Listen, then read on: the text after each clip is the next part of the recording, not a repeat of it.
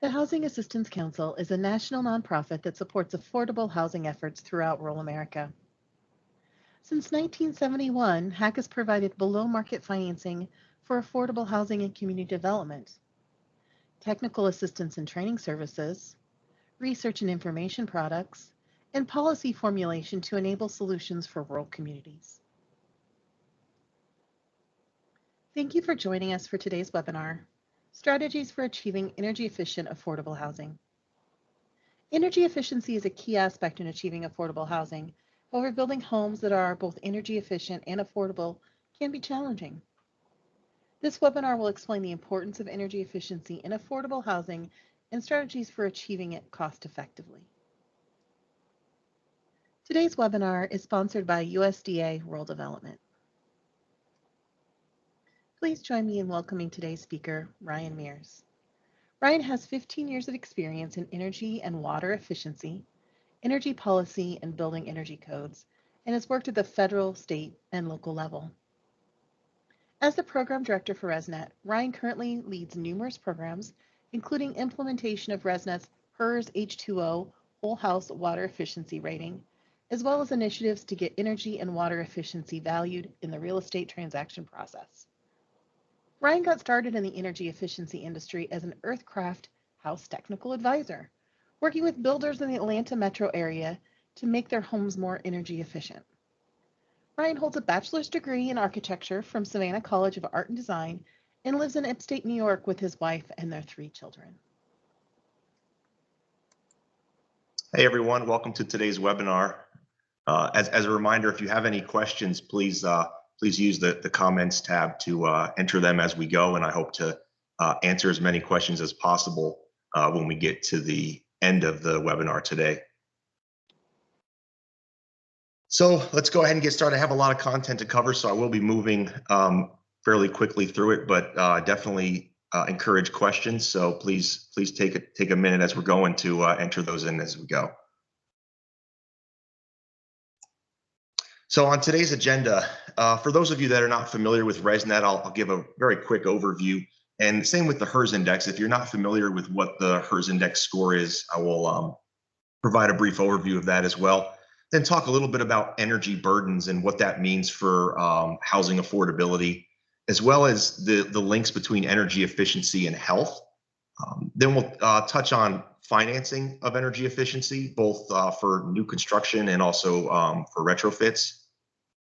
And then I'll spend more time on the role that HERS raters can play in improving energy efficiency, but also in doing it in a cost-effective manner. And then I'll spend some time on how to budget, how to do energy efficient construction on a budget. And I'll give a number of examples of where there's opportunities to cut costs, but also still save energy in your homes. And then I'll wrap up the presentation talking about net zero construction. It's a big trend right now, a lot of activity around net zero energy homes. So I'll wrap up with some data on that from the ResNet registry. So ResNet is a national nonprofit founded in 1995.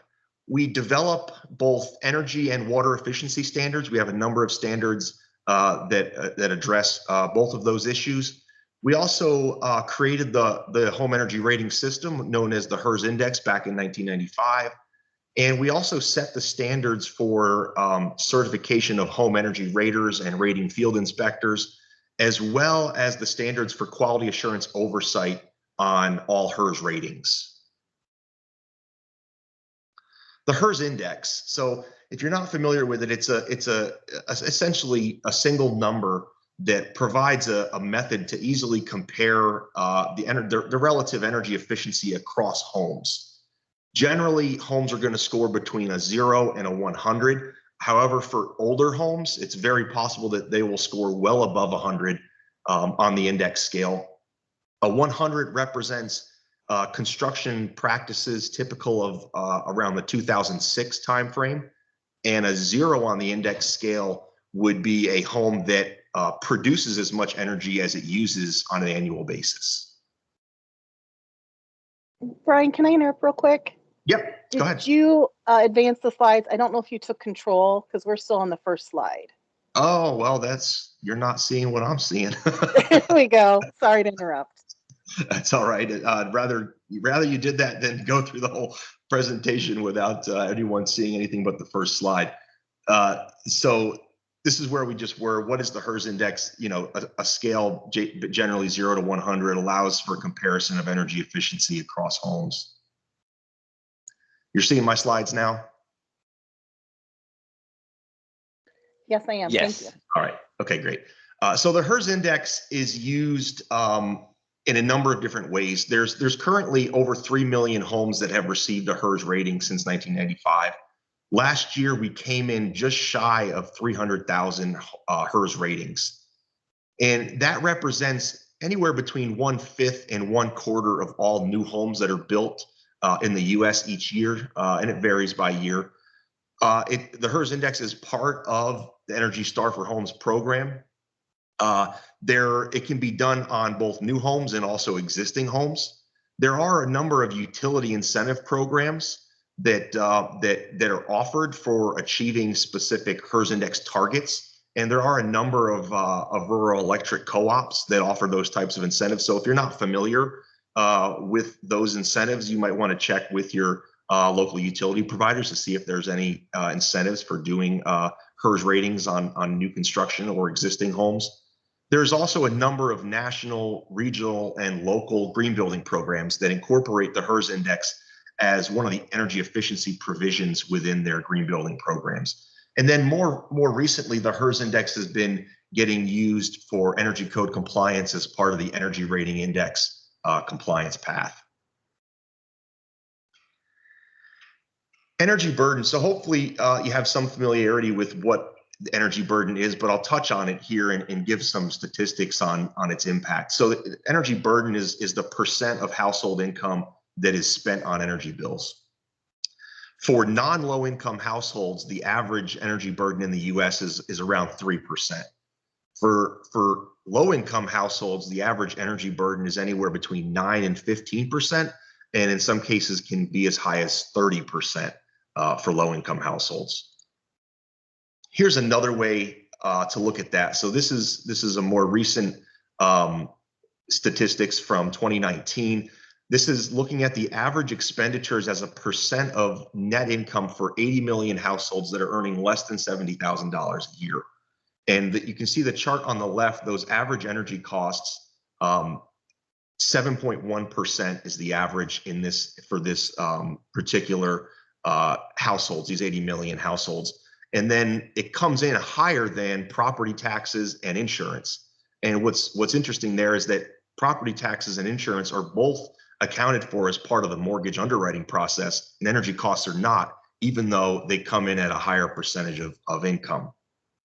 The graph on the right is showing a breakdown of different income brackets, and you can see as you move from right to left, the income level gets less and less, and the energy burden, the energy costs for those households increases as a percentage of their total income.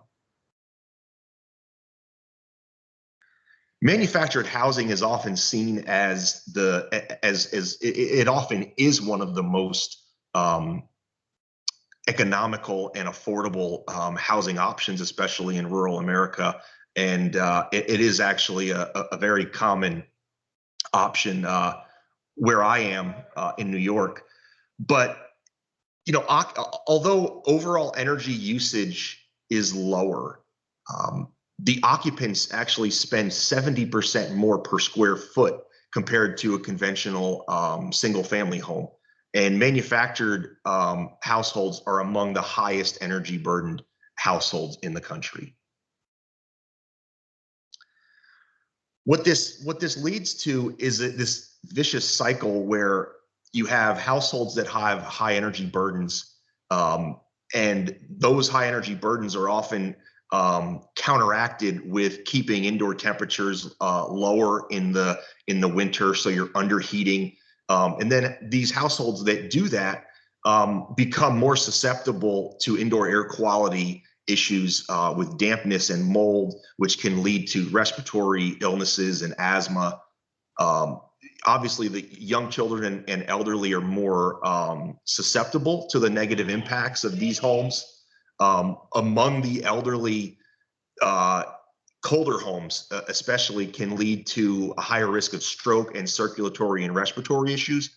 All of this leads to less healthy occupants, more time spent going to the doctor, more medical bills, time missed from work and lost wages, which just kind of perpetuates this cycle where energy costs are leading to many other societal problems. And energy efficient homes can mean healthier homes and healthier occupants. And I'll touch on that, how exactly that relates. So this is a study from back in 2016. This is about the health benefits of home performance. And it essentially looked at all of the studies that had been done up to that time and what kind of evidence there was to indicate that better home performance attributed to improved health conditions. And so one of the tables within this report is it looks at the different energy efficiency measures all the way on the left column, and then the expected health outcomes if those measures are improved for the occupants. And you can see insulation and air sealing, improved heating systems, cooking systems as well, and improved ventilation. And one of the common expected health outcomes is reduced symptoms of respiratory disease. That is one of the more common health outcomes, improved health outcomes. But other things related to cardiovascular disease, risk of cancer, arthritis, depression. By improving the energy efficiency of the home, you are also in turn improving the indoor air quality and ultimately the health of the occupants of that home. So how do we go about financing this? There are energy efficient mortgages. They allow a buyer of a new home to include an additional cost for a home that is energy efficient. They allow owners of existing homes to borrow more money to make efficiency improvements. These types of loans are offered through the FHA, the VA, as well as conventional mortgages through conventional banks. The general concept for this is that the energy efficiency is going to cost a little bit more. So let's use a new home example. The energy efficiency, to make that home more energy efficient, it's going to cost a little bit more. You're going to have a slightly higher mortgage, but the idea is that the increases in efficiency will reduce your energy costs such that it will account for the increase in your mortgage cost. Now, you may think, I don't see a lot of these energy efficient mortgages. The banks are not really offering them or advertising them, and you'd be right in that. Some banks do avoid it because it's a little bit of extra work on their part, and they're really not getting anything additional for doing this type of mortgage. So they would prefer to go with a conventional mortgage, unless someone comes to them and says, I want an energy efficient mortgage, and this is why I want it. Unfortunately, they don't get used as often as they should be. ResNet has an appraiser portal. This portal is available for free to all licensed appraisers. Licensed appraisers can search roughly 2 million HERS rated homes that are on this portal, and they can use it to find comparables in the appraisal process, which is really important in terms of taking into account the energy efficiency of the home. And I'm going to get into a little bit more detail on some of the challenges, though, with appraisals in being able to actually get a return, as far as the builder is concerned, a return on their investment for making a home more energy efficient. Back in 2019, ResNet shared HERS rating data with Freddie Mac, and they did an analysis of that data. One of the things that they found was that HERS rated homes sold on average for about 2.5% more than unrated homes, and homes that scored really well on the HERS index scale sold for anywhere between 3 and 5% more than unrated homes. One of the other interesting facts that they looked at demographics of people who were buying HERS rated homes as part of this study, and they found that 18% of buyers of HERS rated homes made less than 50% of the area median income, and that was actually more than double the general mortgage origination market, where it was somewhere around 8% of buyers in the entire mortgage market that made less than 50% of the area median income. The ages, 48% of HERS rated home buyers were between the ages of 36 and 54. They also looked at delinquency and found that HERS rated homes had a lower delinquency rate than unrated homes, even when borrowers had very high debt to income ratios of 45% or more. Another common question that we get is how do HERS scores relate to the energy code? And this is a study that was done by the Florida Solar Energy Center. It was actually done several years ago, but it's still relevant in terms of what the code that we're looking at now, which was recently published, which is the 2021 International Energy Conservation Code, or IECC. So 2006, as I mentioned earlier, is the reference home for a HERS rating. All other homes are compared to that reference, which roughly represents construction practices in 2006. And you can see the 2009 and 2012 codes on here, scoring in the 70s and in some cases the 80s, depending on the climate zone. All the way to the very right is roughly where the 2021 IECC is expected to fall. And this is based on the prescriptive requirements of the code. Where would it come in? And the EQ stands for equipment. And in the case of the EQ cusp, that is equipment that was on the cusp of market-wide adoption back in 2013. So most of that equipment that was assumed back then has been on the market for several years now and is very commonly used.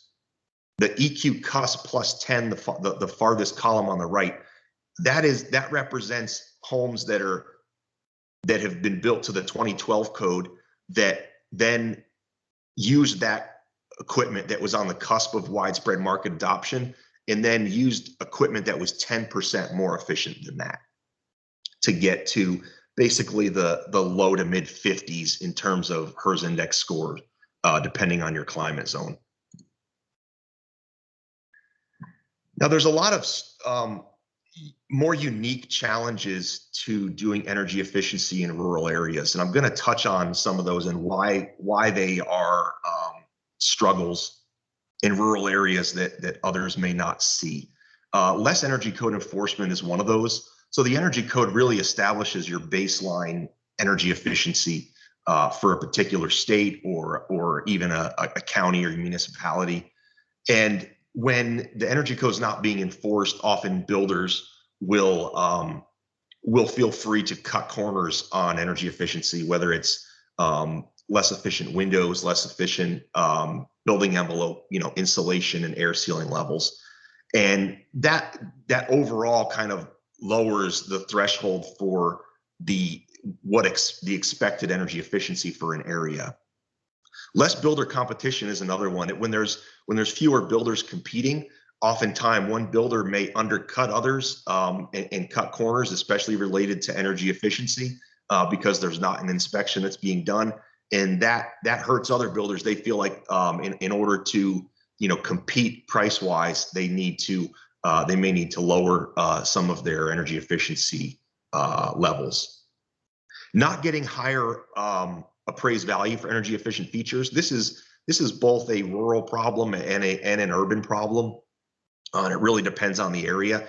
Lack of comparables is really what makes this a more common rural problem, in that if the appraiser doesn't have comparables in the area of other energy efficient homes, they don't really have a basis for justifying a potentially more value, can make it more difficult. And then generally lack of appraiser knowledge on energy efficient features. And this is a fairly large problem. But if an appraiser doesn't understand the energy efficient features of a home, they're most likely not going to take it into consideration when appraising the house. And then builders not marketing energy efficient features. If a home is going to be listed on, say, the MLS, It's really important to advertise the energy efficient features because appraisers look to those listings to find comparables. And if there's nothing about energy efficiency, they're not going to take it into account. In general, there's just fewer HERS raters in rural areas, so it is a little bit more difficult to engage a HERS rater and assist you with making a more efficient home. And then in general, lower volume of building leads to a few issues. One of them is product availability. If the energy code's not being enforced and builders aren't regularly using, let's say, high efficient equipment or a certain type of insulation, it may not be available in that market, which can lead to price premiums for doing special orders. And then finally, fewer trades with knowledge of energy efficient practices. If you don't have insulation subcontractors and mechanical subcontractors available that know how to do energy efficient construction, energy efficient good installations of insulation and good installations of HVAC equipment. They may charge more if you're speccing that for your home because there's a learning curve. They're not sure exactly how to do it or how long it may take them. And then finally, lower consumer demand. If there's not a lot of demand for energy efficient homes, it makes it more difficult to build them. So HERS raters and rating field inspectors can both do many of the inspections and testing that are required for a HERS rating. So HERS raters, first of all, they can do everything. They can do all of your testing, your inspections, and also your energy modeling. I'll talk more about energy modeling and the importance of that in just a minute. Rating field inspectors can only do the inspections and the testing. They're not certified to do the energy modeling. An RFI has to work under the supervision of a HERS rater when doing their work. Across the US, there's more than 2,500 active and certified HERS raters and rating field inspectors. So even in many rural locations, you can find a HERS rater or an RFI within a reasonable distance. And you can go to resnet.us if you want more information about finding HERS raters. So what can a HERS rater really do to help both achieve efficiency levels, but also assist the builder with keeping costs down? First of all, it's really best when a HERS rater is involved early in the project, during the design or pre-construction phase of the project. And the energy model is your friend. And what do I really mean by that? So raters use energy modeling software on a regular basis to do HERS ratings, and they're going to model those options. They will take your plans and specifications and input everything into their energy modeling software, and they can come up with different options. They can model different scenarios for you, and that can be related to HVAC and hot water equipment, different options there. Insulation options, whether it's a specific type of insulation or it's a specific R value or thickness of insulation. You can look at different options, as well as same thing for windows, different types, different specs for windows. They can model them, let you know how much energy you'll save with specific window types.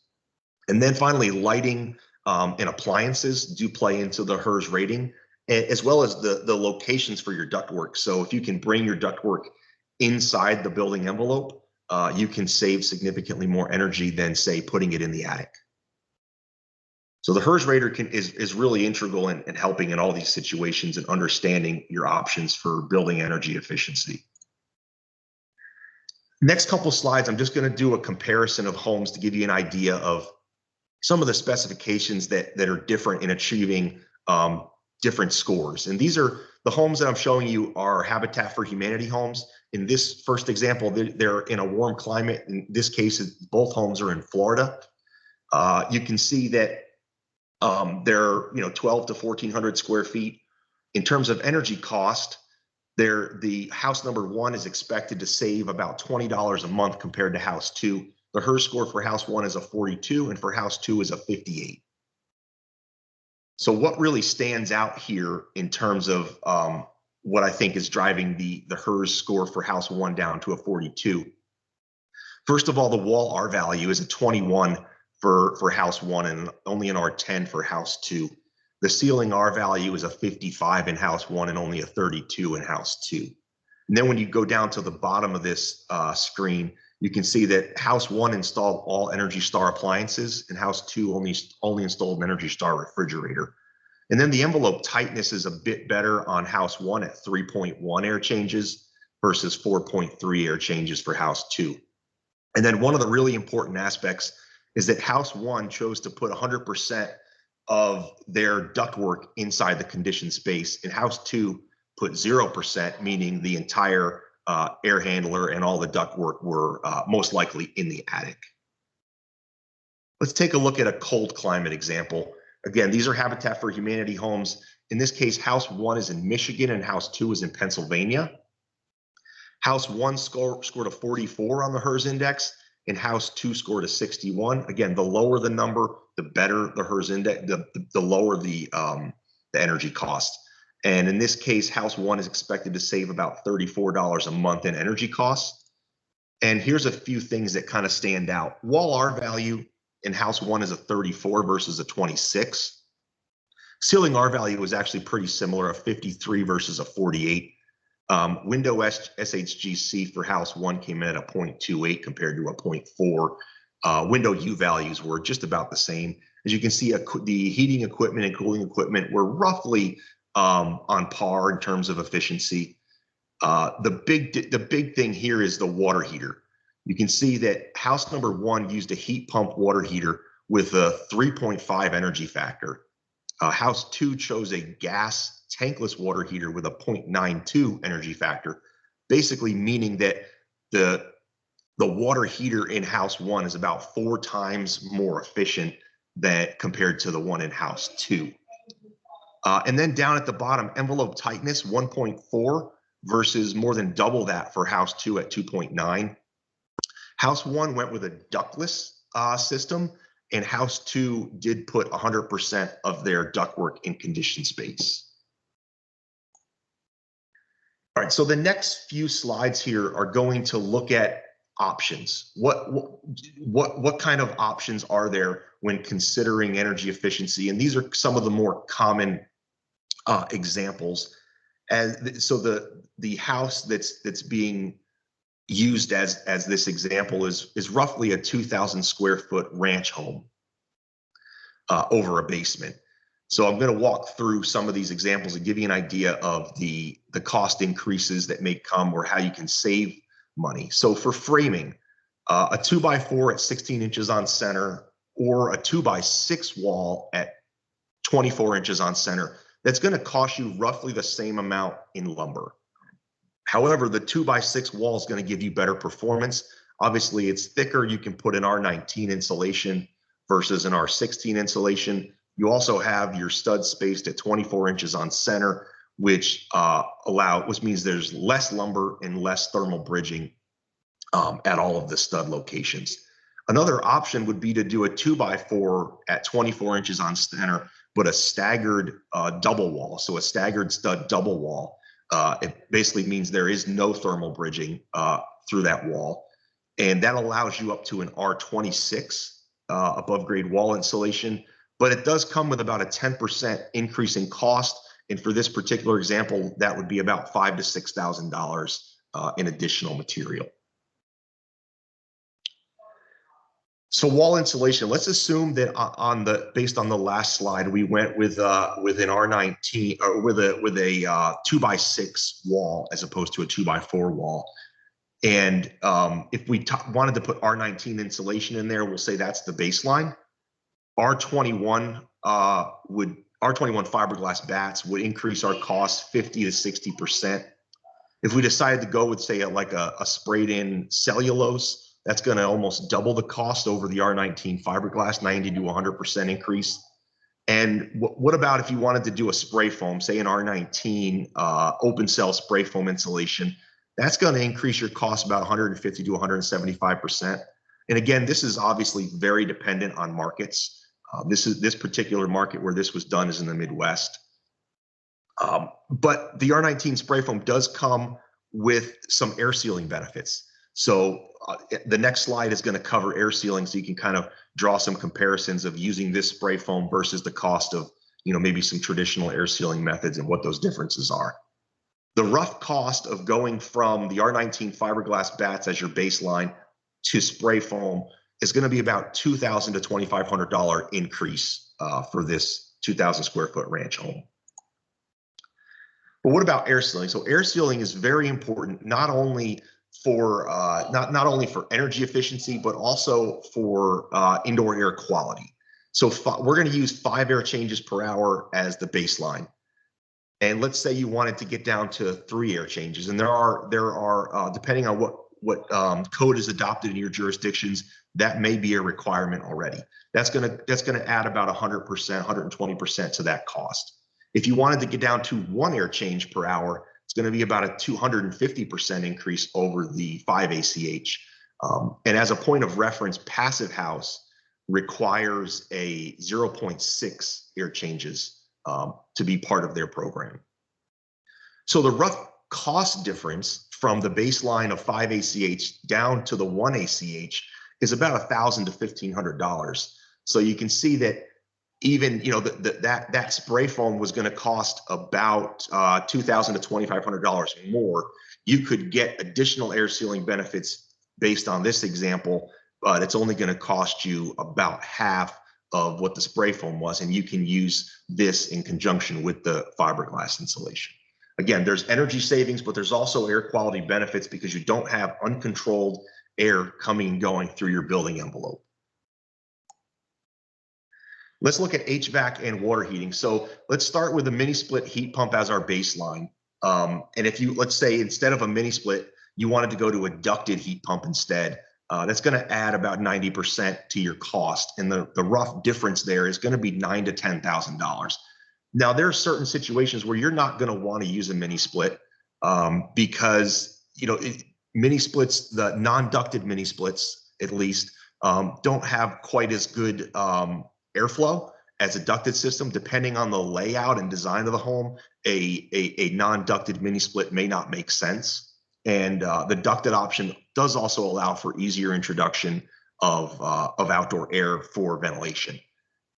So let's look at water heaters. A conventional electric storage water heater or even a gas tankless water heater are roughly the same cost. That serves as our baseline. But as you saw earlier, that heat pump water heater was a lot more efficient than the gas tankless. So let's say we wanted to go with a heat pump water heater because it was going to bring a pretty significant reduction in energy costs. It's going to add about 70% compared to the cost of the conventional electric storage or gas tankless. But that cost difference is only about $600 to $700 to go with a heat pump over the conventional option. So for a relatively smaller investment, you get significant energy savings with the heat pump water heater. And then finally, I want to touch on right size plumbing. Over the years, there's been a lot of improvements in the water efficiency of fixtures and appliances, and that means that they have lower flow rates. Because of that, it introduces an opportunity to reduce the size of your piping. And there's many studies that have been done that show that this works. So not only does reducing the sizing of your piping reduce your material cost, you have another option where if you optimize the layout of the home, where you reduce the distances between your water heater and your hot water fixtures, you can also reduce your material costs there, but you can also reduce your labor costs as well. And the estimated cost savings for this is about $1,000 to $2,000 per home. And not only does it improve energy efficiency, it will also improve the water efficiency of your home as well. And then finally, a few other tips for achieving energy efficiency on a budget. One of the more generic tips is to build up and not out. Homes that have a smaller footprint, you can save money on both your foundation and your roofing costs. But you can also, homes that are 2 stories tend to have less building envelope area, which means inherently you're going to have better energy efficiency just based on the design. And then add extra insulation where it's easiest. It's often easiest if you're doing blown insulation in your attic. One of the easiest things you can do is have your insulation contractor blow in some extra insulation. It's one of the easiest places you can gain efficiency for minimal cost. And then properly sizing your HVAC equipment. If you're doing really well air sealing, if you're putting in good levels of insulation in your home, make sure your mechanical contractor knows those specifications and knows how to size the equipment for the type of home that you're building. Oftentimes, the instinct is to oversize the equipment, and obviously bigger equipment means a higher cost. So one way you can save money is to make sure that your HVAC contractor is properly sizing the equipment that's going into your home, so you're not paying extra. In addition to that, oversized equipment will also can also lead to indoor air quality problems. Oversized air conditioner can short cycle, cause higher levels of humidity because it's not running long enough to wring that moisture out of the air, so the home can still feel like it's warm even though, or uncomfortable even though the temperature is low because the humidity is high. And then the last section is achieving net zero. So I'm going to walk through some slides, and much of what you're going to see here is data that's from the ResNet registry, where ResNet has stored all HERS ratings in a central database since 2013, and that's some of the data that I'm going to show you here in terms of how do we get to net zero. So there are energy codes that are heading in this direction. The 2021 IECC has an optional appendix for achieving net zero. California's essentially made the step already toward net zero. Net zero is not possible without solar or some other type of renewable energy. You can't get to zero with efficiency alone, and I'll show some examples of that. You can use HERS ratings, however, to demonstrate how low you can get and that you can achieve net zero. You can demonstrate that through HERS ratings. But getting to net zero definitely does require a little bit of additional planning and a little bit more attention to detail. So some of the bigger trends in HERS ratings, since 2013, the average HERS index score across all home types has gone down 5 points from a 63 to a 58 last year. But when we look at these trends for the most efficient homes, HERS scores between a 26 and a 50, you can see from 2013 to 2020, we've gone from about 6,000 homes in this bracket to about 33,000 homes that fall into this category. And you may be thinking, from 2013 to 2020, we've had increases in HERS scores each year. So, naturally it's going to increase. But when I do this, when I put up the same graph based on percentages, the trend stays the same. So that the percentage of homes that are achieving lower scores is increasing as well as the number. So the next few slides there is the analysis that I just mentioned. It's all based on 2020 HERS data, and it's all for single family homes. There's 3 different categories you'll see in a few of the slides. The first category is what we call modeled to achieve net zero. These are homes that have achieved an index score of 0 or less. In some cases, homes can achieve a negative score if they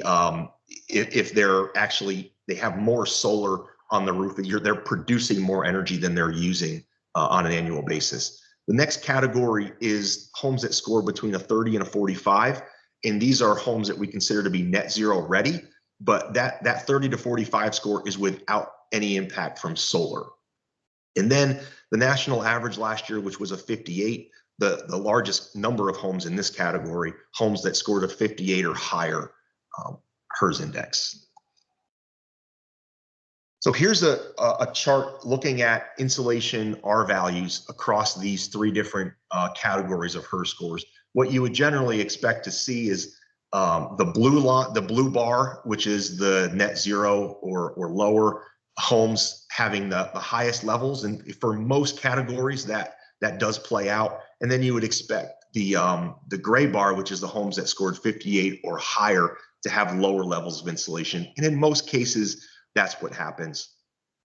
What I have circled there in red is above grade wall continuous insulation. And this one in particular stands out because those homes that are achieving a net zero have continuous insulation R value on average of an R10, whereas homes that are achieving 58 or higher are using almost no continuous insulation. And I have another slide later looking at this a little bit more. So window U factors, probably what you would expect. The more efficient homes have lower window U values. I didn't look at the same. I don't have a graphic for solar heat gain coefficient or SHGC because it's generally it was actually about the same. There was almost no change in SHGC across the three types. Next up is envelope leakage rates. So again, you would expect the more efficient homes, which are on the left, to have lower air changes. And again, that comes in at an average of less than 2 versus an average around 3.5 for all homes that scored a 58 or higher last year. Gas furnace efficiency, again, similar trend. Homes that are scoring lower are using more efficient gas furnaces. I also did look at this for heat pump efficiencies.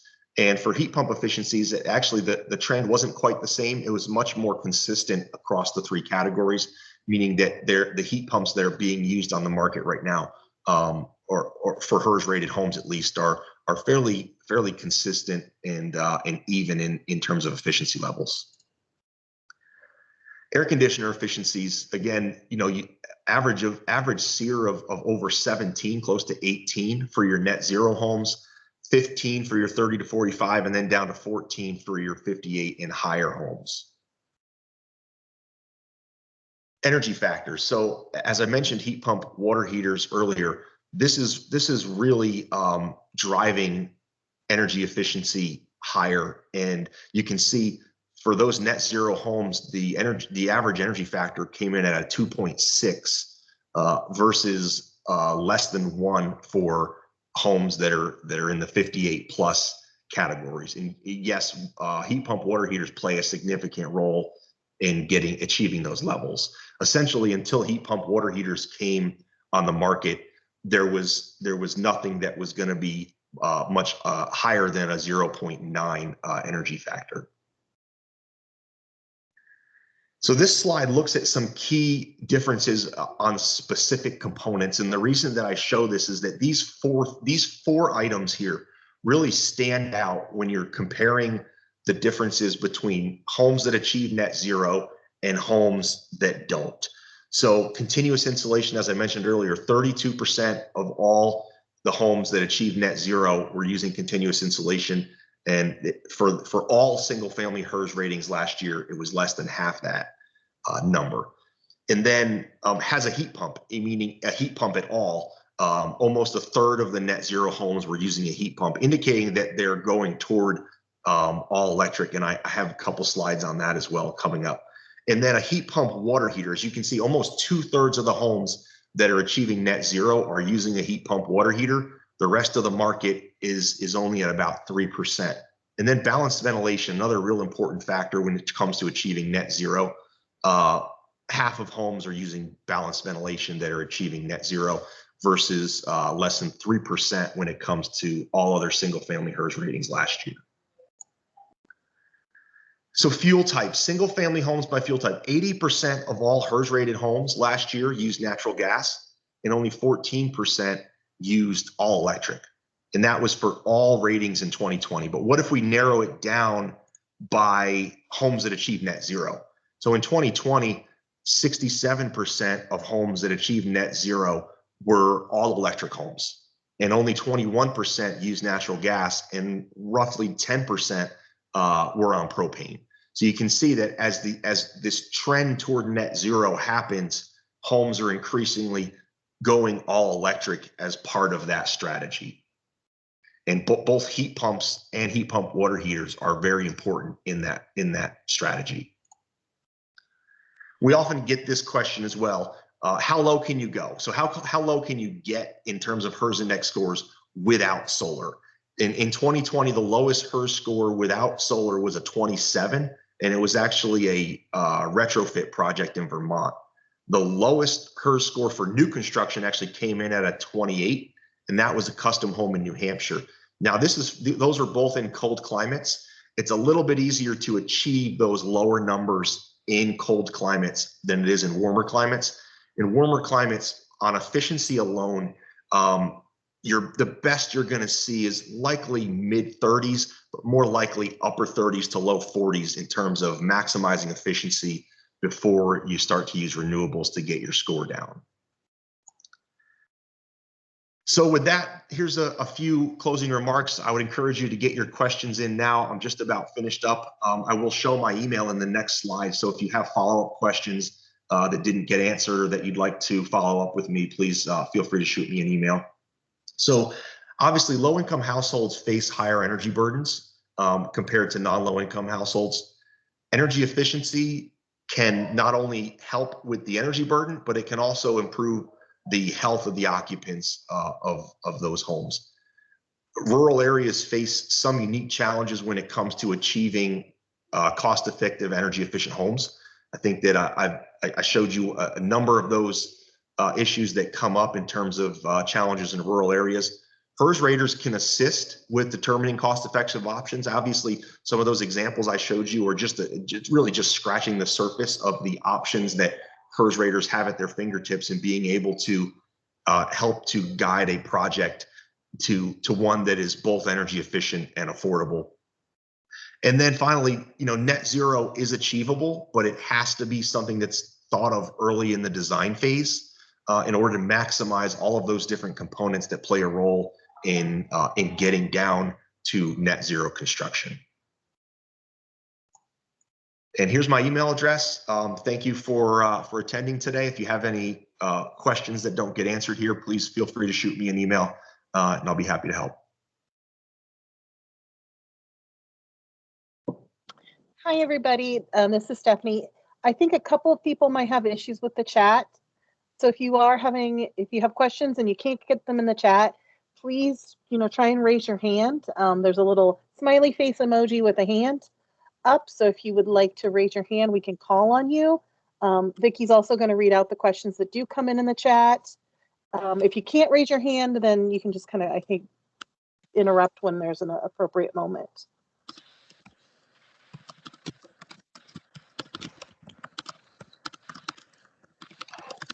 I'll just say, go ahead, Ryan. Did some questions come through? So I think one of the questions is, how do organizations educate the appraisers? So because you mentioned before that the appraisers are not maybe up to date on some of those codes. So how would we how would they go about educating those? Yeah, I would highly recommend working through your local chapter, local appraiser. The Appraisal Institute has many local chapters. Working through them to provide an education session for appraisers would be excellent. On the ResNet website, we do have a recorded presentation that was done that I participated in along with 2 other appraisers. And they really lay out how to use the HERS index and the appraiser portal to consider the value of energy efficiency. So that's maybe your best starting place. On the resnet.us, we have an appraiser section of our website, and there's a number of resources that can be used for appraisers on there. But other than that, if you want to take a more local approach, I would recommend working through local appraiser associations or through the Appraisal Institute chapters. Right, and so Ed pretty much was going in the same direction. So he was wanting to know, as far as building to the high 40s, low 50s on the HERS scale, how do we get the banking and the real estate industries to value what we're doing? Yeah, and so there's a few different options. I didn't mention this when talking about how ResNet got started, but ResNet was actually the origins of ResNet as an organization came out of the mortgage industry, actually. And so that's kind of been, although it has also been the toughest nut to crack in terms of traction. And so there's a few different ways you can go about getting appraisers and banks and the real estate industry in general to start valuing high efficiency. One of those ways is requesting appraisers that have knowledge of the property that you're doing. So Sandy Adamatis, who's an appraiser that I've worked with a lot, she will tell you that you have the right to request an appraiser that is trained in the type of appraisal that they're doing. And if they're appraising a high efficient home, you can request an appraiser that has knowledge in that area. You may want to request one that has the green designation. There's a green designation for appraisers that allows, that basically means they've specifically taken continuing education to learn about green and energy efficient features of homes and know how to appraise them.